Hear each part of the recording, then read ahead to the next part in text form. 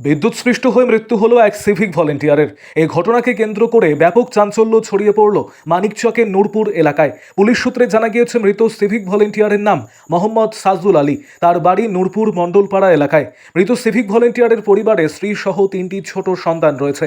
স্থানীয় সূত্রে জানা গিয়েছে ওই সিভিক ভলেন্টিয়ার ডিউটি করে বাড়ি ফেরার পর ছাগলের জন্য কাঁঠাল পাতা ভাঙতে গিয়েছিলেন। সেই সময় আচমকায় বিদ্যুৎস্পৃষ্ট হয়ে গুরুতর জখম অবস্থায় মাটিতে পড়ে যান ওই সিভিক ভলেন্টিয়ার। এই ঘটনা জানাজানি হতেই স্থানীয়রা তড়িঘড়ি তাকে উদ্ধার করে মানিকচক গ্রামীণ হাসপাতালে নিয়ে আসলে চিকিৎসকেরা তাকে মৃত বলে ঘোষণা করেন। এরপর মানিকচক থানার পুলিশ মৃত সিভিক ভলেন্টিয়ারের মৃতদেহ নিজেদের হেফাজতে নিয়ে তদন্ত প্রক্রিয়া শুরু করেছে। পাশাপাশি ময়না তদন্তের জন্য মৃতদেহটি মালদা মেডিকেল কলেজ ও হাসপাতালে পাঠানো হয়েছে। এই ঘটনায় মানিকচক থানার পুলিশ কর্মী এবং অন্যান্য সিভিক ভলেন্টিয়ারের মধ্যে শোকের ছায়া নেমে এসেছে। স্থানীয় প্রশাসনের কাছে দাবি রেখেছে মোহাম্মদ সাজুল আলীর আর্থিক অবস্থা খুব খারাপ, তাই সরকারকে আর্থিক সাহায্যের আর্জি জানিয়েছেন তারা।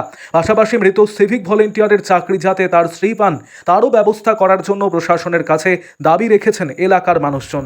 আরও আপডেট থাকতে আমাদের ভিডিও শেয়ার ও ফেসবুক পেজটিকে লাইক করে ফলো করে দিন।